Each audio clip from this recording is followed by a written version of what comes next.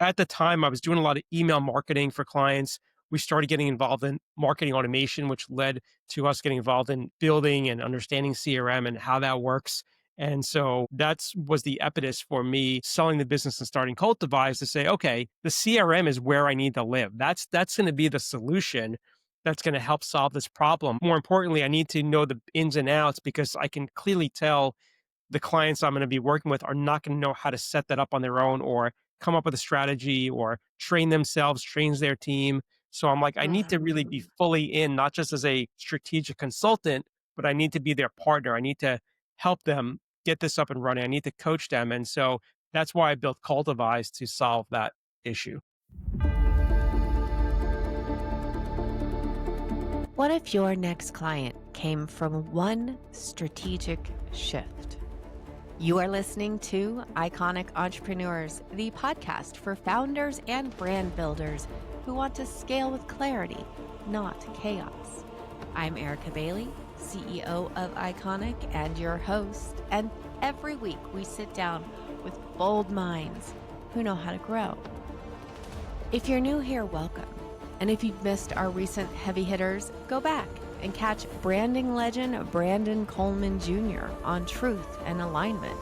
Or maybe sales strategist Ron Koningsberg in our 3-part series, Sales, What They Don't Teach You in School. And growth expert Courtney Durand on scaling to 12 million with clarity over burnout. Every episode is a masterclass, and today is no different. Hello, and welcome back to Iconic Entrepreneurs. I am your host, Erica Bailey, and as always, I like to start off with gratitude. Thank you, Jason, for joining me, and thank you to everyone who tunes in every week. It's an honor to be here, and hopefully you take something from it each time.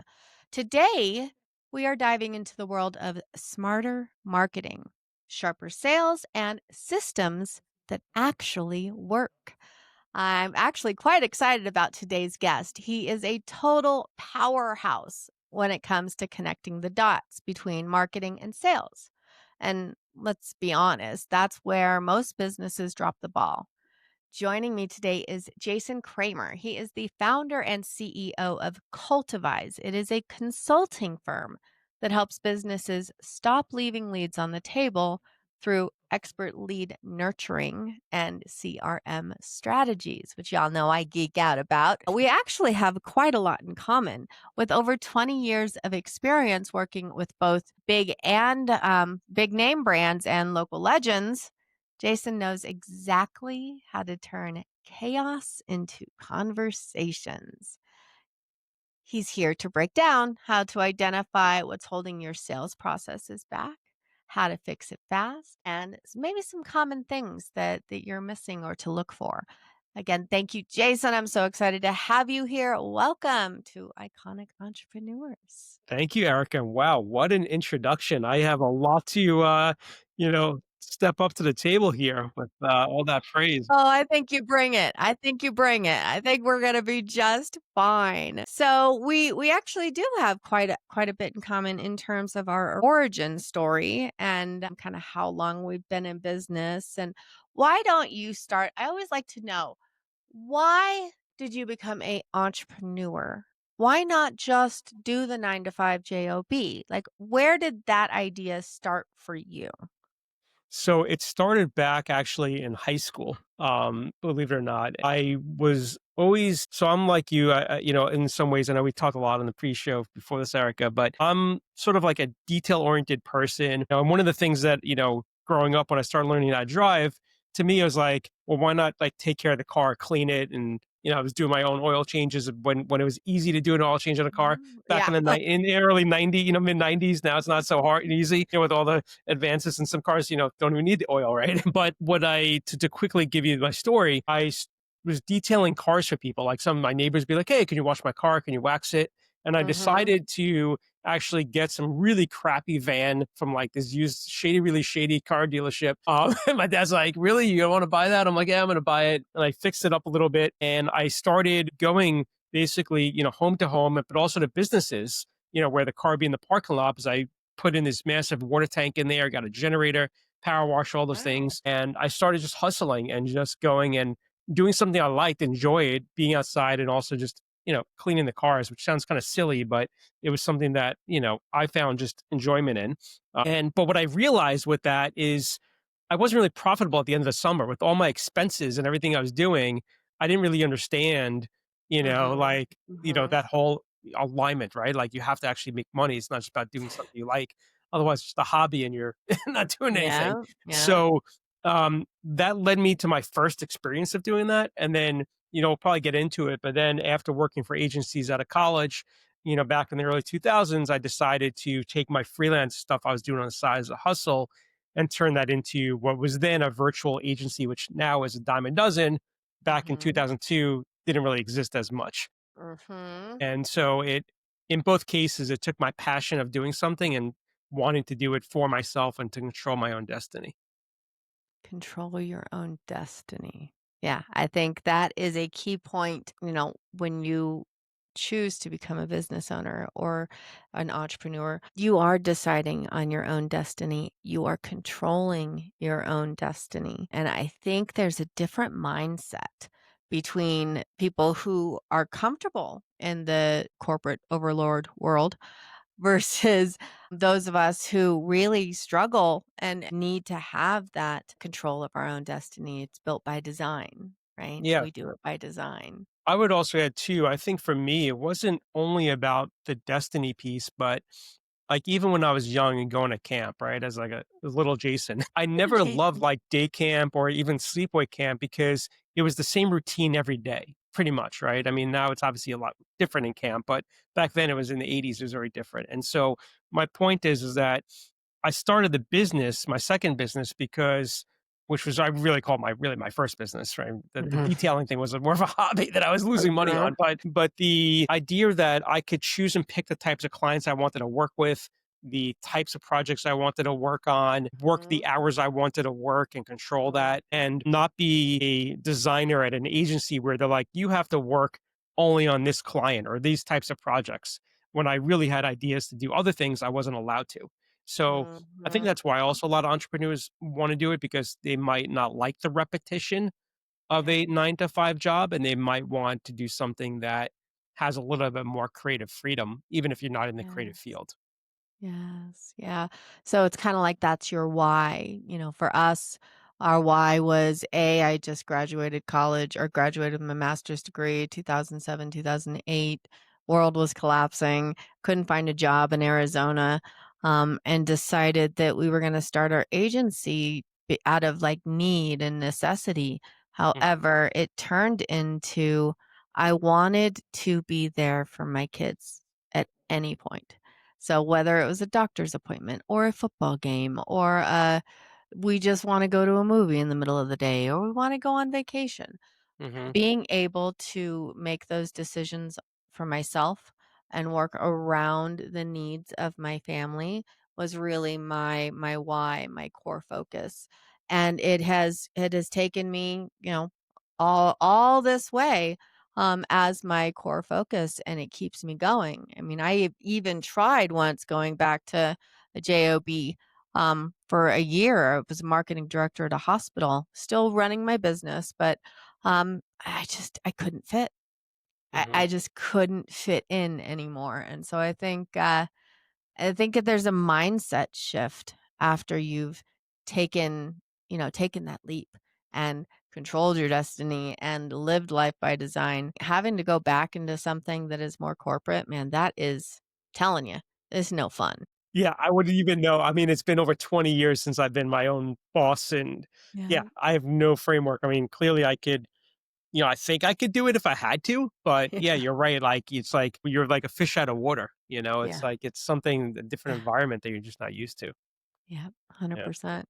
100%. Okay, so you are the Yoda of CRM. Like, what got you into focusing on the lead nurturing and the CRM portion of marketing?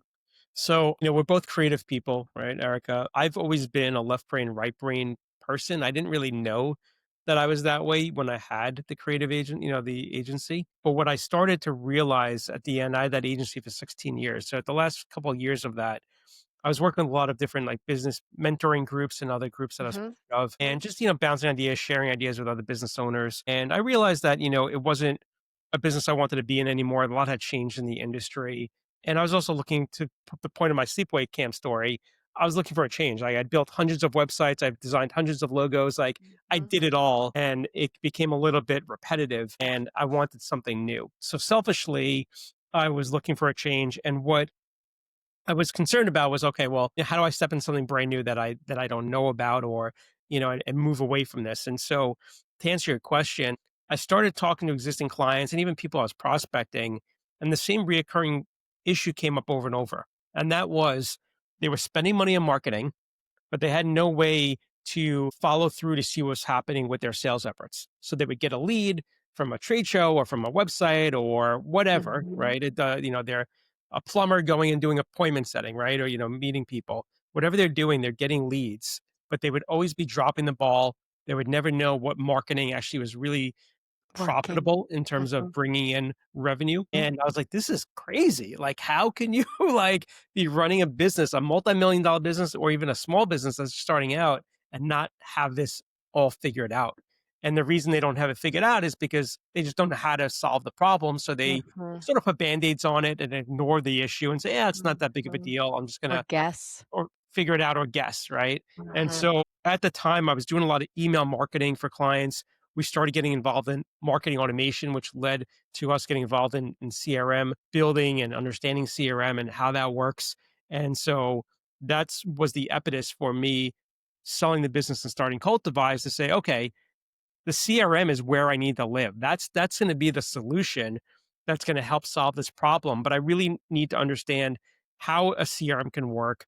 More importantly, I need to know the ins and outs because I can clearly tell the clients I'm going to be working with are not going to know how to set that up on their own or come up with a strategy or train themselves, trains their team. So I'm like, I need to really be Mhm. fully in, not just as a strategic consultant, but I need to be their partner. I need to help them get this up and running. I need to coach them. And so that's why I built Cultivize to solve that issue.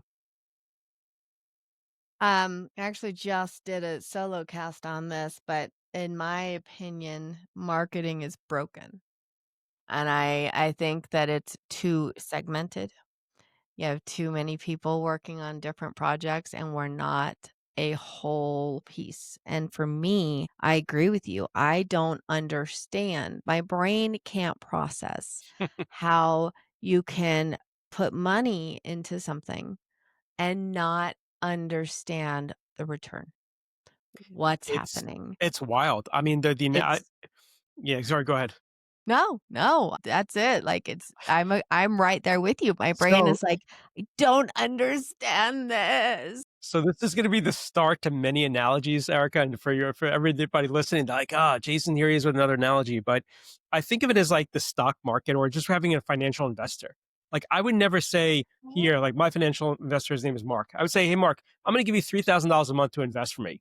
But guess what? I'm never going to ask you to see any reports. I don't want to know if I'm losing money, if I'm making money. I'm just going to keep giving Mhm. you three grand a month, and you just sort of just let it do what it's going to do. No one in their right mind would ever do that, at least not a sane person, I think. Not But yet, intentionally, no. on the marketing side, you do that all the time, right? Whether it's $500 or $5,000 or $50,000 a month, you just keep spending this money, and majority of businesses have no idea what the Mhm, ROI is on those dollars, mhm. and it's unfortunate. It really is. But there's a way It to really fix it, is. and it's not difficult to fix. It's just you have to align You some have things yeah, together.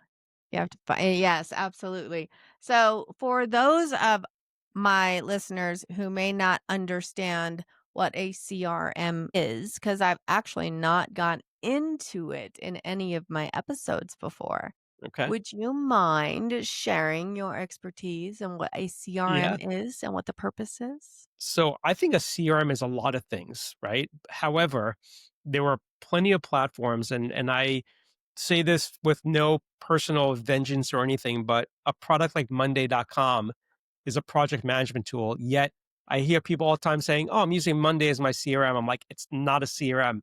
And they're like, "But it says on their website they're CRM." I'm like, "I know it says that, but they're not a CRM. And Not so functioning I like one. right. So I think that the problem is that a lot of software companies are saying they're a CRM and they're really not. So this is what I think makes up a CRM, and there's three core functions.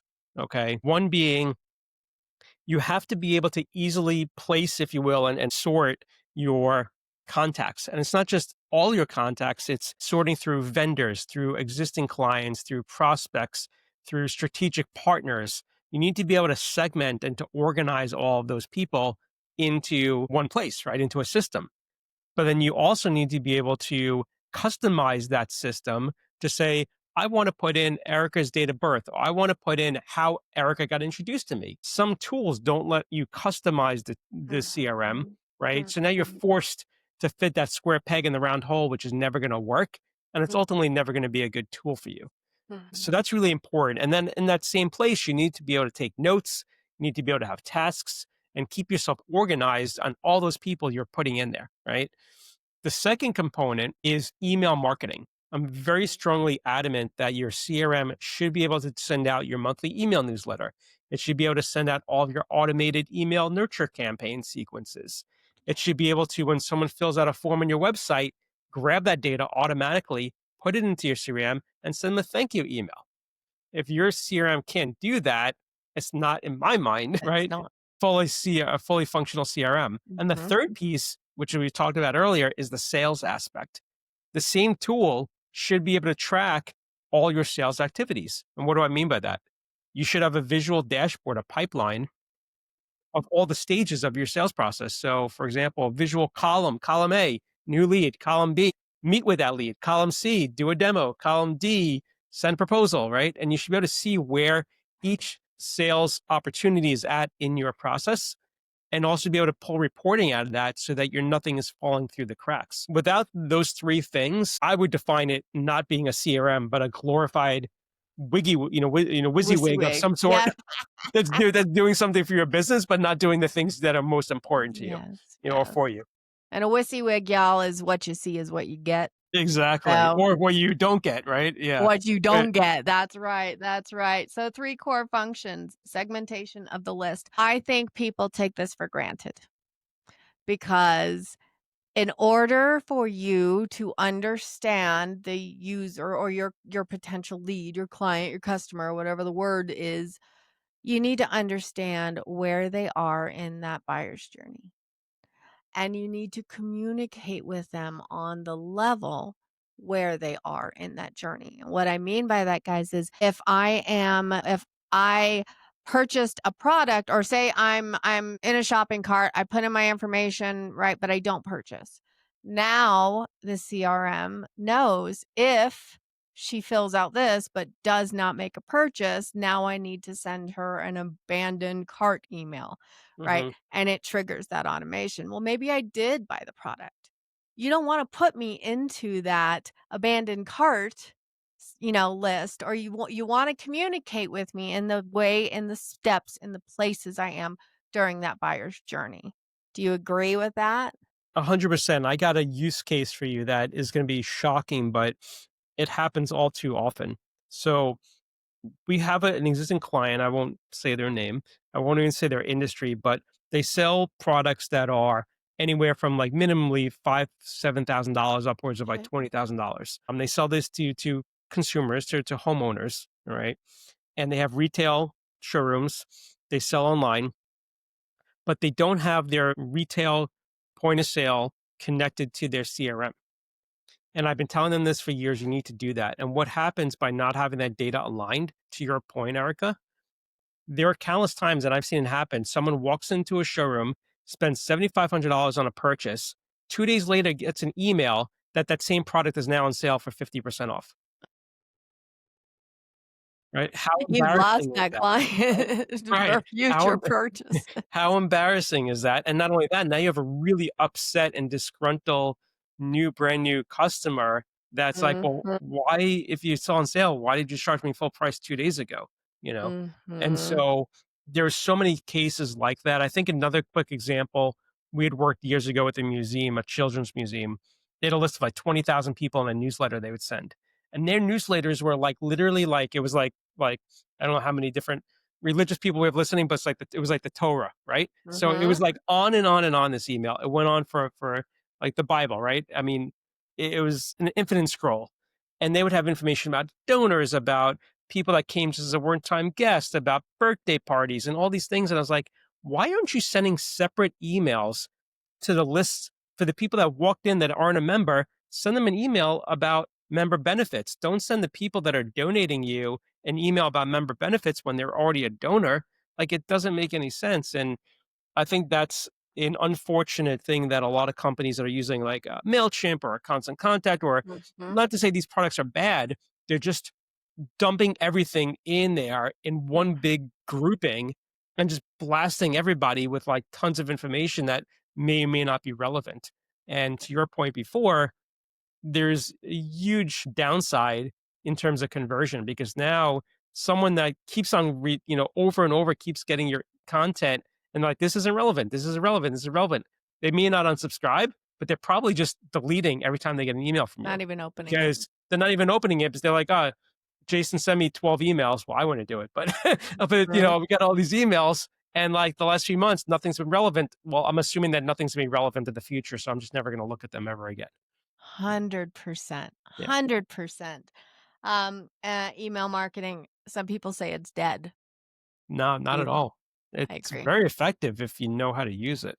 Yeah. If you're segmenting your list and communicating with them in a way that brings them value, right? Because you understand your avatar, you understand your clients, and you understand the process and the steps that they're in because it's all in one pretty little package. Right. And then the sales side of it. I 100%. If you have different platforms and you've got your email and your social in one and your sales in another, and they are not communicating, your sales numbers will go down. You're going to lose customers because that's what I was saying. Marketing is broken. It's too segmented and Agree. you're not seeing the whole picture in an easy way. I mean, you might be able to get the data, you extract data from here, and then you try to analyze it in an Excel spreadsheet.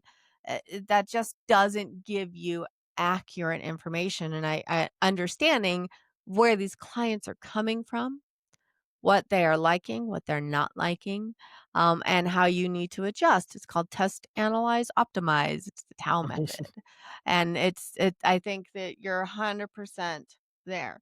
So let's talk about we kind of mentioned best practices. Let's start with best practices in your mind. I am a mid-sized business. Let's say I'm making 25 to $50,000 a month. I don't know. I'm just throwing numbers Yeah. out here, and they came to you. They have a Mailchimp, and they have social media, and they do paid ads, and they do print.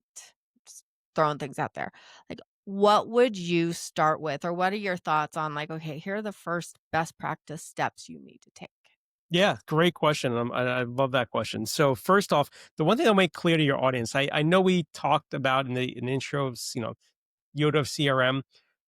I don't, even though I have a marketing background and I know you're all in the world of marketing, Erica, I don't do any marketing for our clients. We don't do any like lead generation. So I just want to make sure that's also clear as the listeners kind of hear us talking about these things. Mhm. But for that type of client, I'm actually going to use a real life client that had that exact scenario.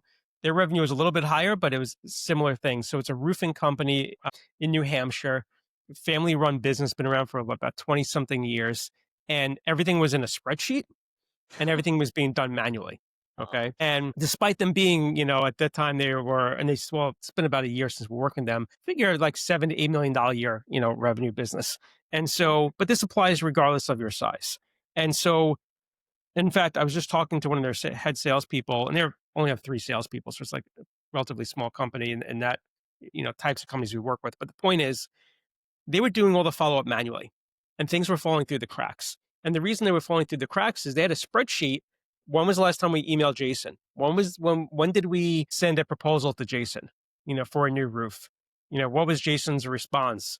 You know, and they would forget to like update these things, or if they got really busy in the busy season, they wouldn't consistently follow up. And They do about 1,000 quotes a year. So it's not a huge number, but it's also not a small number by any means. Mhm. And so I said, listen, this is an easy solve, right? And I'm going to get to the whole marketing thing in a second, but the follow up I think is really important here. I put together an automation that after proposal sent, and they usually, for 3, 4 weeks, the salesperson does their best effort to try to close that deal. But if they don't, the CRM takes over. And a few weeks later, hey, we sent you an email 6 weeks ago with the proposal. Do you have any questions? Did you hire anybody? If you did, can you click here and just let us know and give us some feedback? 2 months later, another email. Hey, we sent you, a proposal for your roof a few months Mhm. ago. Did you wind up hiring anybody? And these are all just like gentle emails, not aggressive, just saying, hey, we just want to know if you've made a decision or not. Now, it was the mindset of the owner, Tom. Well, if they haven't gotten back to us, they probably hired somebody else. And I was like, well, that's a really crappy way to look at it because, like, maybe they just didn't have $40,000 for a new roof and they needed for the taxes to come back or they needed a refund and Mhm. insurance or what have you. So to assume that everybody hired your competitor, I think is a poor way to look at it.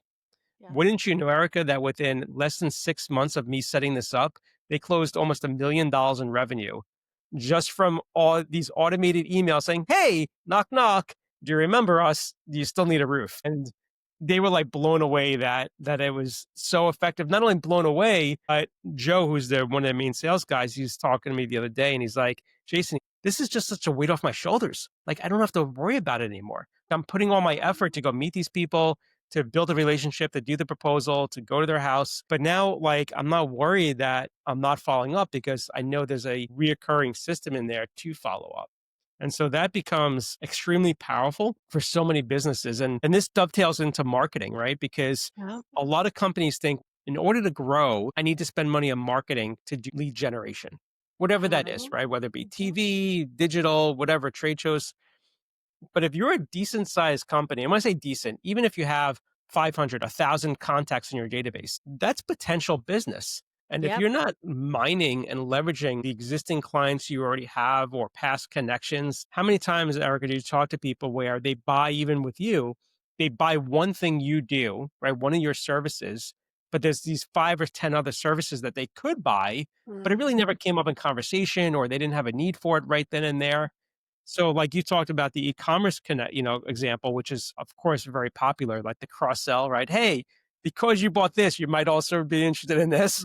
But when Mhm. it comes to like B2B businesses, we don't really do that. We sort of say, Mhm. okay, you have a problem, I can help you with that problem. But very often you don't say, well, what other problems do you have that I might be able to help with? Yep. Or did you know we also Yep. solve these other issues? And so when you start exploring that, this huge opportunity, opens up. But going to end this and round it out for those listening, all the things you're doing, whether it be trade shows, like I said before, paid media, whatever you're doing on social, the simple thing you can do, even if it's in a Google spreadsheet, right? And hopefully it's not on a legal pad. Hopefully it's something digital, but I have case stories for that too. Is just write down, have a column. There you go. Have a column. Yours is digital, even though you're writing it, it's digital. I For can those that are print it and everything straight from here. listening audibly, could just show me her digital notepad, but which I love. Anyway, the point is just write down where did they come from? And then it's not just writing, and it's having like a drop down, ideally, if you know how to build a drop down menu in a Google Sheet or Excel, and just have a Mhm. list. These are the 10 places that people would find out us about. It was a referral, it was from LinkedIn, it was from this, was from that. And then just at the end of, maybe the quarter, maybe after 6 months, just tally up where are we getting all of our leads from? And what was the net result of that? Did it turn into a customer? And that's really like the baby steps. It's almost kind of like I think of it sometimes as I sort of talk and teach like I'm going to like a first grade classroom presentation. All the things that we implement are not complicated. They're not scientific. They're not over, extremely engineered. They're just very, very simple steps that I think a lot of businesses overlook and don't see the value in. Simple to us. I'm gonna say that. I'm gonna be a devil's advocate here a little bit because I mean, in my mind, no, it's not overly complicated. It's I understand, if else, what happens, then what happens, then what happens. Right. Like, and that's how my mind works. But some people, and they're not. really easy to build if you don't like have a full idea and like drawn out. Like there sometimes funnels and automations can be a little Oh, complicated. 100%. Yeah. And then just to clarify, I wasn't saying that that's easy because that takes strategy and Mm, understanding of how to do it. yeah. What I was saying was easy is just noting where did that person come from, Oh, okay. right? Yeah. Right. That's it. Just like take a note, like where did they come from and how did I meet them through a BNI, through whatever, a breakfast, well, whatever it is. Just take a note of that and keep a methodical way of doing it. Now, listen, at the end of the Got day, it. and I don't say listen as a you know directive, but Rocket. I say listen because it's behavioral changes, right? So if you've been operating your business in one way for so many years or so many months or how long it's been, getting yourself and teaching yourself to do something different, it's not easy. Like we know That's that, the hard you know, part. that's the hard part. And that's why I think you need just to do it for a little while, see some net benefit, but then Mhm. also have somebody that can keep you accountable, whether it's a business partner, whether it's somebody else that whether it's me here at Cultivize, right? So, we meet every month, sometimes even biweekly or weekly with our clients to keep them accountable, to make sure they are doing the things that they should be doing or that their team should be doing. And we're not doing it to babysit, we're doing to ensure that they're getting the most out of what we can bring to the table. 100%. 100%. Holding somebody accountable. So, my executive assistant, Tiffany, she's amazing, but she holds me accountable to get tasks done. And just knowing that she's gonna send me a WhatsApp chat here, and remind me and say, "Okay, did you do this?" Just having that person and knowing that they're there actually helps me hold myself accountable because in my mind, I have to be accountable to her. So if I think, okay, if I do what I'm supposed to do, then I'm meeting her needs and so I'm kind of putting that. But it especially for those, and I talk about, like, mental health and ADHD and all that stuff in business, um, a lot, in imposter syndrome, a lot in my podcasts, Mhm. because I believe that it is a huge struggle for business owners, but anyway, I digress. The whole point is a lot of us do need to know that there's somebody out there who's going to say, "Okay, did you do this? What did you learn from it? What is your takeaways?" Just somebody who's gonna keep pushing on that button to make sure that those business owners do what they're paying you to tell them to do, right? Yeah, and I think also to that part is not to go down the rabbit hole, right? So how many times, especially with like AI, right, which is a huge buzz for years now, but it's even more progressive on these podcasts, especially, um, is not getting too much in the weeds and excited about something, right? So your Mhm. friend who owns another business is like, hey, like for example, we hear it all the time where someone's like, I love the CRM. I want to use the CRM. Why do you want to use it? Oh, because John uses it. Who's John? Oh, he Mhm. owns a business, down the block. He's a good buddy of mine. Well, just because he's happy with it and he uses it doesn't mean it's going to be a good fit for you. We have to figure out what do you need, right? And is that the right solution? And so I think that's sometimes where you get again, I think that's more of a personality thing, like, are you the kind of Mhm. type person who gets caught up in something and loses track of, like, what's the priority things you should be focusing on? But it Mhm. all kind of plays into it, right? I always tell people you could we talked before about, like, a gym analogy. Again, here I go with analogies, but, I you love know it because I y think that helps people relate, honestly, yeah. so give me them all. No, so I mean, like, it's like if you were to be working out, at the gym, and if you don't work out, that's fine. But I mean, I go to the gym, and so, you know, for years I would be working out, doing whatever I was doing, but then you kind of start working with a trainer, and you're like, like I was doing that exercise wrong. Like, was it Mhm. hurting me? No, but I wasn't getting the most benefit There you from it, right? And so that's what I think it comes down to is that all the things we're talking about today clearly you're in a business, you're successful, you're making money, you're paying bills, and maybe you have employees. So things in your mind are like going the right way. go. And one of the Mhm. challenges I've always had with, sometimes with businesses that have a certain mindset, and this isn't a negative, it's just how things are. Well, why do we need to change if we're making money and things are going well? And it's like, well, things could always be going better, and do you want things to go better, or are you happy with the status quo? And I remember years ago when I had my agency, I'd gone into a heating and plumbing company, and when I don't do it much anymore, everything's over Zoom, right? I mean, my clients are throughout the US and internationally. But so it's very rare. Although I do have a few local clients, but not many. Um, so my point is that, back then, and I did have face to face meetings.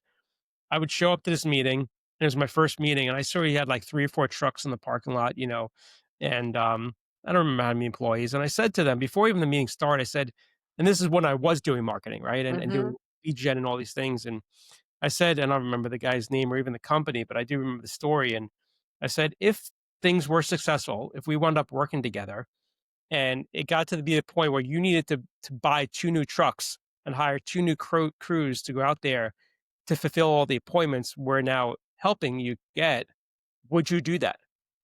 And if the answer was no, it's like, well, why am I even here? If you're happy with the amount of the size of the company you have today, then why are we even talking about lead generation and things if you're not prepared to do all the things that are needed to grow the company further?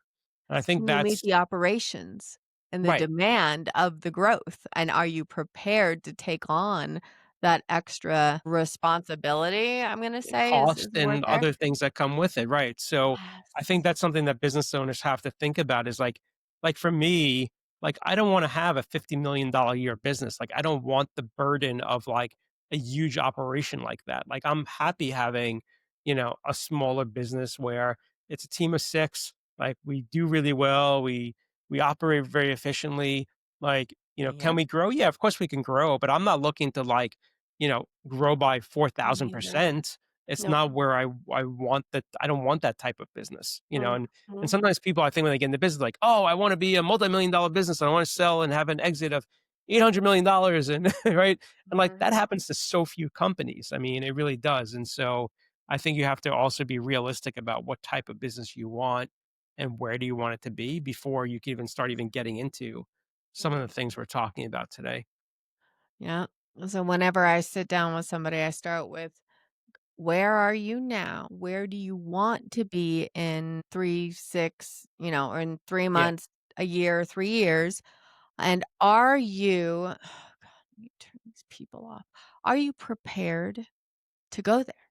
Right. Like, are you prepared? Do you have the resources? Do you have the team? Do you have like, I ask those questions first before I even get into the weeds of marketing, because Yeah. if they're not, what's gonna happen is we're gonna drive leads, we're gonna generate sales, and then the service is going to decline because they weren't prepared. Right? Yeah. Once your service declines, then you lose customers, you lose brand ambassadors, you no longer have those, I guess brand ambassadors, the word I'm going to use. And now the word of mouth referrals are going down and down and down. Mhm. When in fact, your marketing spend, you want that to actually create the brand ambassadors and build up that referral network, because that's the cheapest freaking form of marketing there is the word of mouth. So you have to Yeah. start with, can you fulfill the growth before we even talk about how you're going to get Right. there? That's how I Exactly. start. So what is your, like, if somebody's coming to you, or like, what is your process? What do you look for when you're talking to a business about what their needs are for these growth engines? So the first thing we do, which is an exercise anybody listening can do, even if they don't want to, they weren't going to talk to me. And by the way, I'm available. We'll talk later about how to get in touch. But the first thing I do is to start writing down on paper, nothing fancy, what what is their framework of their business? Like how do they get leads? Right. So what are Mhm. they doing for marketing is the first thing I do. Right. Like tell me how you get your leads. Tell me how many leads you get on average per month. I want to know about the size of the business. That's important. Like, do you have Mhm. salespeople? Is it just you, et cetera? And then I start asking them very quickly, what is the pain points right now that you're struggling with the business? Some of those pain points may be things I can help with, maybe not, but it's important to understand like where they feel. they're stuck, right? Or where Mhm. they're having a problem. A lot of those common problems are things we're talking about, like there's very little to or to no follow up. There's a Mhm. disjoint, between my marketing efforts and my sales efforts. There's no central place to keep all my information. Um, and the list goes on and on. But those are like, three of the common ones. Oh, excuse me. The next thing I do is try to understand what is their current process when it comes to sales. So say, hey, Erica, when the phone rings, it's like ring, ring, ring, or you get an email, right? And it's you got mail reference. Maybe we can't use that's You quite old. got mail? Oh, come on. That's, like, timeless. But yeah, Ah. right. So what happens? Like, who talks to that person? Mhm. Is it a conversation on the phone? Is it an in-person meeting? Is it a Zoom call? What questions do you ask? Do you always ask the same questions? Right. And I say, okay, well, now that's all done. What happens next after that? What's the second thing in your sales process? Most businesses don't have a defined sales process written down, right? Even a small company, certainly, but even a multi-million dollar business, they usually don't, a lot of them surprisingly don't have a sales process written down. So we write that down. We write down what are they doing today to close a deal? What are those individual little steps? And then the Mhm. light bulb goes off. I was like, oh, we missed a few steps, or we don't have that step, or we're rushing, we're bypassing these three important things. Now, I'm not a sales trainer. I'm not training sales teams on how to sell better. I can bring in, like you talked before about strategic partnerships, I could bring people in to help do that. But what I'm Mhm. trying to establish is where are the gaps when it comes to their sales efforts? Because at the end of the day, that's what I'm trying to help them do. I'm helping them to have a better set of tools to close more deals to drive more revenue. That's ultimately what my value is to our clients. Once we do all that and we identify, okay, there is a problem we can fix. Okay, well, then the next thing is, well, who in your team is going to be using this new CRM? What is their role? What do they do? Right. Ooh, I don't Okay. And we start to looking at the organization itself. Do you have the right people in place? If your workforce is of an older generation and they're used to doing things on pen and paper, are they going to then use technology to replace that?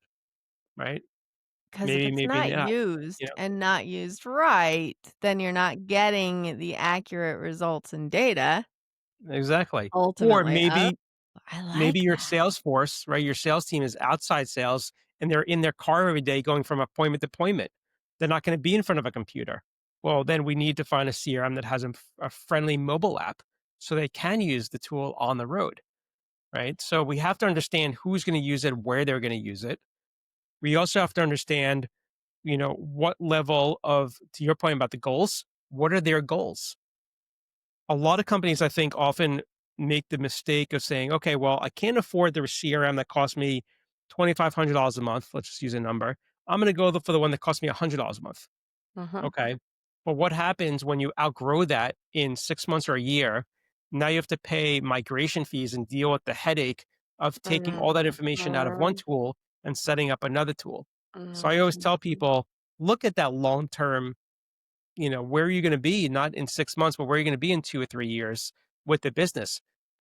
Any CRM we pick today should be able to get you to that point.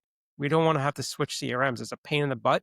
It can be done, but talk to anybody. It's not always an easy thing to No, do you that. can't just, like, Yeah. copy and paste, guys. Like, No, you got these to rebuild are things. Yeah. you build this, guys. You Right. actually have to go in, you have to build the funnels. Well, first you have to strategize and see the whole picture and what happens and if thens and break it down. Then you have to build it. Right. And then you have to have all the emails, and then you have to make sure the triggers are set and the tags are set. And you can't just copy and paste this into another CRM. You might be able to extract data, like just it kind of depends, but ultimately you're going to be spending that money over again to Yeah. rebuild it. Exactly. Yeah. Exactly. Yeah, that makes Exactly. sense. And That makes so, and then sense. the last part of this, I would say that's important in when they come to us is to understand what else they already have in place. Are they using Calendly to book meetings? Do they have QuickBooks? Do they use some type of scheduling tool for their people out on the road? Do they have a quoting tool they use or a project management tool? We need to understand what their technology looks like because a lot of times, not all times, there's a need to connect the CRM into that other system. We Yep. can't rely on Mary or David Mm-mm. exporting data, importing data on a daily or weekly basis. It's not going to consistently happen. Nope. Probably going to be mistakes. We're not going Human to be able to error. leverage that data in real time. And so, like, I'll give you a really quick example. So we have a client that we've been doing really great things with. They are a pool distributor. I don't want to call them distributor, a retailer, sells pools and spas. And right now things because of the weather here in New York has been really crappy, like raining, like today is like nice and humid, but like we've had it rain like for like the month of May and June, like relentlessly, like almost every week. And so sales are down, right? Because people are coming to the showroom. And I said to them, I said, how often do people that own a spa buy a pool? And like, nah, not very often. I said, well, how often do people buy a pool and then a year or two later buy a spa? And they're like, oh, that actually happens pretty often. I said, well, can you give me a list of all the people that have bought a pool from you in the last 5 years so you can develop like a July 4th promo to send out to offer some type of incentive for them to buy a spa? And it's been 2 weeks since I've had this conversation with them, and I still don't have that list, right? This is an easy way, I think, to drum up some revenue for them, Yep. Quick. but it goes back to the point of like, well, where's the data? And why is it not readily accessible? And this is what we try to help clients solve is to leverage the data they already have, right? Which I was talking about earlier, and to use that information. I think if somebody's going out on their own and they're not talking to a company like Cultivize, who could guide them and be their Yoda of CRM, so to speak, right, into the right selection of a product. The other really important thing that gets overlooked, Erica, which is important for me to share, is this: find out what type of support that product has or the person you're buying from is offering. And the reason I say that, what we find is the lower tier products like a Zoho, which has been known to have one of the worst supports, or Infusionsoft, or used to be called Confusionsoft, and now it's called Keep. A lot of these products that are very low cost have absolutely awful support. And so what you have to recognize is while you might be getting something at a low cost, if you're trying to do it on your own, you're almost going to fail. I mean, Harvard Business Review did a report a few years ago, which I found very fascinating. I still reference nearly 70%, it was 68% of companies will fail at trying to implement their own CRM. 68%. And that's because they just don't understand A, how to use the technology. They often buy the wrong CRM that isn't really aligned with what their needs are or the size of their business or their team. But then they also don't understand anything about the tool. So now they're watching videos that are generic. Their ability to learn how to use this tool takes several months, and it's just not, it just doesn't work, right? Mm-mm. So Mm-mm. that's an Think important about the question to time ask. and money. Like Yeah. if you calculate the amount of time that they spend on trying to figure it out versus the cost of having somebody help and create the overall picture and build it for them. Like the cost that it's insane. Like you honestly are wasting money if you don't know how to do it and you really need the help and you're spending months trying to figure this out. You're wasting your money, guys. Like you're So wasting your money, you're losing money yeah. every single day. So So so take the leap. think about the advancement of like the home service industry, right? So you have, you know, Home Depot's tagline, "You can do it, we can help," right? And so it's like, oh, well, I can watch a video on YouTube on how to install a hardwood floor myself instead of spending a few $1,000s to a contractor that's done this 1,000 times. And then so you buy all the material, right? And then you spend weeks or days or a weekend, right? Sleepless nights trying to do it. It doesn't look right. It's not even. Then your spouse is yelling at you, why don't you just hire the professional in the first place? Right. And it's the same thing, right? It's so now it's like all this time and money's been wasted because you're like, well, I can figure that out. I can do that. Well, trust me, if you haven't done it before, if you haven't set up a CRM on your own before, it's very rare that you're going to be able to do it successfully. I'm not saying there's no one out there that can, No, but it's a difficult thing to obviously. do if you don't know how to go about it. Yeah, obviously that's pretty Yeah. rare. Um, I could talk to you all day. All right, quickly. Now like we said earlier, we could literally talk about follow-up for a whole hour. But can you tell our listeners, and we kind of touched on this a few times, but follow-up. What do you mean by follow-up and why is it so important? Okay. So you talked before about, which might be a little bit more advanced perhaps for some of the listeners, but about the buyer's journey. Mhm. Us as a consumer, whether we're buying something for ourselves, for a business, whatever we're buying, there's different stages, right? So one of the early stages is maybe doing research, right? And just exploring what's out there. You have a need, but you don't have an immediate need. So you're just exploring what's out there. Maybe it's, again, going back to my crazy analogies, you have an upcoming wedding, you need to buy a dress or a suit. So you're kind of shopping around, but not buying anything because the wedding's 6 months away. So you're like, I'm just going to see what's out there. I'm just going to look around, right? You're going to go on some websites, you're going to go into some stores, but you're not going to Yep. actually buy until Yep. you actually need that item, that dress, that suit. The world of business is no different. And so when you might be talking to somebody, just because they fill out a form on your website for a newsletter or they download an ebook, you shouldn't be hounding them trying to get them to do a demo or to send them a proposal or what have you, because they're most likely just at the very, very top of their starting point of looking to explore, like, do I need this? Like, does Jason's company do what I need? I'm trying to figure that out. And so the important of the follow-up is to continually educate. That's my belief. And I know that's what works really well. And I've seen it for clients. So it's not saying, hey, Mary, when can we talk? When can we do a demo? When can I see the proposal? It's, hey, Mary, thanks so much for visiting our website. I know you downloaded, this information. Here's an article. Here's a video that I thought you might also find interesting that relates to this. A few weeks later, hey, Mary, what did you think about the video I sent you? If you liked it, I have another one I could send, or here's a PDF of some information, or here's, in my case before, Harvard Business Review, which I use in my own email nurturing. Here's an article the Harvard Business Review did. It's nothing odd. That's my content. It's like, here's another credible source that's saying something that you should pay attention to. So it's Mhm. sharing, it's educating.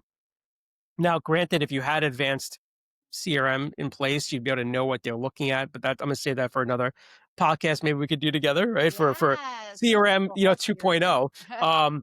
But what you want to do is you want to educate, right? You want to inform, provide resource, provide value. If you can, try to solve a problem for them without actually them hiring you, right, to do anything. Totally. So I think those are important things during that process, but it's not just about email. I think a misstep with lead nurturing or nurturing in general, people rely too much. Okay, I'm just going to send them an email every 2 weeks, for 6 weeks or for a month or 6 months, what have you. That doesn't always work on its own. You need to pick up the phone. Hey, Jason, it's been a few months since we last spoke. It's been a couple weeks. Or, hey, I sent you an email, right? You need to converse with people. You're a human, you're Mhm. talking to humans, you're selling to humans. You need to kind of have that, rapport. I Mhm. think LinkedIn on the B2B side is a very powerful tool. So, Yep. in addition to the nurturing, like for example, when someone downloads something from our website, a couple weeks later, usually I'll send out, I have this, of course, automated. Why wouldn't I? But but you don't have to. I send a LinkedIn connection request. Hey, Erica, Mhm. thanks so much for downloading this specific playbook on our website. If you have any questions, let me know. I just wanted to personally introduce myself and say thank you. And I leave it at that. I don't ask. I might send a couple of follow ups with more education, but I don't ask for anything. Right. Don't do And by that. having these multiple touch points, you're now showing A, that you're a real person. In the world of automation, we all know there's thousands of bots out there, people just flooding your inbox and your LinkedIn if you're on LinkedIn. It shows you're real. Um, Great quick story. Last night talked about nurturing. So I use a tool that helps me efficiently comment on people's posts in the last 24 hours of LinkedIn. So it uses AI, it finds these posts, and then it reads the article and helps me analyze what would it be a good comment based on my own persona that I could then go back and publish that to their post as a comment. And so I do this, usually in end of day, in the evening. I do it almost every day. And I do it to people that are first tier connections and then, but also second tier, that I'm Good. not connected with. Mhm. And so Mhm. the short story is that this guy, Adam, posted something I thought was interesting. I used this AI tool to put a comment on last night, and he responded back with like either like a thumbs up or like, hey, like great insight. Thanks for your sharing. And I'm like, cool, whatever. And then I looked at his profile and I saw that when I clicked on messages, I saw that I spoke to this guy 5 years ago. And we had a really good conversation going on LinkedIn. We said we were going to meet. We never did. So Okay. then through the LinkedIn mobile, again, this is like diverse, going off of a CRM, but I think I love sharing things as through the LinkedIn mobile app for those that are using LinkedIn, you can send an audio message or a video message. A lot of people don't use that feature. It's only available on the mobile app. So I sent Adam an audio message last night. And he's in the UK, so it was, pretty late for him. But I said, "Hey Adam, like, I realized that we actually connected 5 years ago here on LinkedIn. Like, how funny is it that like we're now reconnecting to this post and we never actually spoke? Like, if you're open to that, I promise it's not gonna be a sales call. I just would love to kind of meet you and explore some potential synergies. Let me know if you're interested. We can find some time, this month or next month." And that was it. Nothing else. I wake up this morning, it's a note from Adam. "Hey, that's so funny. That's been 5 years. I'd love to talk. Do you have a link you could send me to book a call?" Right? And Yay! so it's like that's nurturing, right? That's just like working the relationships, just like you would Yes. be working a relationship or, I mean, I'm gonna be married almost 20 years, but like, so I don't know the dating world now. I know it's different, but it's almost like dating, right? It's like asking questions, building rapport, building connection with people. Um, and that's what, I would say nurturing is all about. I know it's at the tail ends. For those that stuck with us for this past hour, I really appreciate it. There is a playbook I wrote. It's called the Lead Nurturing Blueprint, and it's Ooh. on our site, which you can go to at afterthelead.com, which I'll mention again before we get off, but afterthelead.com. And the Lead Nurturing Blueprint talks all about these lead nurturing strategies, right? How to build them, whether you have a CRM or you don't, best practices to follow, and it'll help you set the course for what I know would be a very fruitful and worthwhile effort to start building, really positive relationships with people. Well done, sir. Very well done. And you say afterthelead.com? Afterthelead.com. Yeah. Fantastic. And we'll make sure we put that in our show notes. Yeah, we have to do this again. Like, I think we Sure. I'd should love maybe to. make a Yeah. series or something because I think Okay. a lot of people, they'd like to learn and hear and get that education. Like, that's why we're here, right? That's why you and I are both here, is to help educate other people. Everything else comes, right? There's enough for all of us. It all Yeah. comes to play if you show kindness and willingness to help others grow without expecting something in return, which I know is sales, you end up getting better results. Again, we're building those brand ambassadors, nurturing those leads, nurturing those conversations, building Mhm. relationships with authenticity. That's when your sales will increase. Right there. It's all about karma. All about the karma, baby. All right. So afterthelead.com, and where else can people find you? So actually on afterthelead.com, you have my social there. You can reach out to me Perfect. on LinkedIn, connect with me. There's even a link to book a call with me.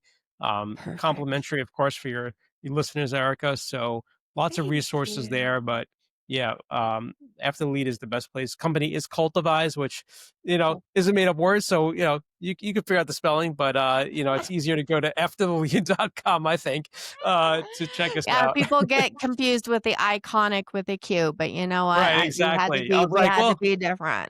yeah, Cultivize was a clever name, and then, like, after 6 years in business and I'm, like, leaving voicemails or I'm talking to receptionists, they're like, "What's the name? How do you spell it?" And, like, I'm like, maybe Gosh. it was too clever?"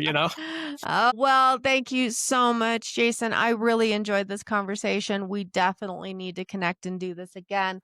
Everybody, you can find Jason at afterthelead.com or find him on LinkedIn. I know he connected with me. I got to learn more about that. I'm actually going to go check out this blueprint because I'm excited to learn from you. You bring a lot of Yeah, value to this industry. So thank you. Thank you for what you're doing. Thank you for bringing life to businesses that's been stagnant and stale.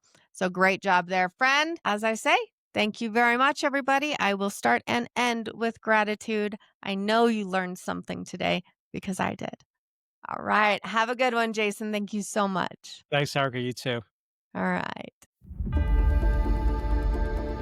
Well, that is a wrap on today's episode of Iconic Entrepreneurs. Thank you for spending time with us. If this episode sparked a shift, don't let it fade. Replay it, write it down, and take action. Whether it was a mindset shift, or maybe a branding revelation, or maybe just a simple insight or a tool that you can use in your everyday life. The question is, what will you build with it? If you're ready to grow smarter, not just harder, subscribe now, leave a review, and head over to weareiconic.com. That is weareiconiq.com to explore how we help entrepreneurs like you scale with clarity and strategy that actually works. This is more than a podcast. It's a blueprint for becoming iconic in your own lane.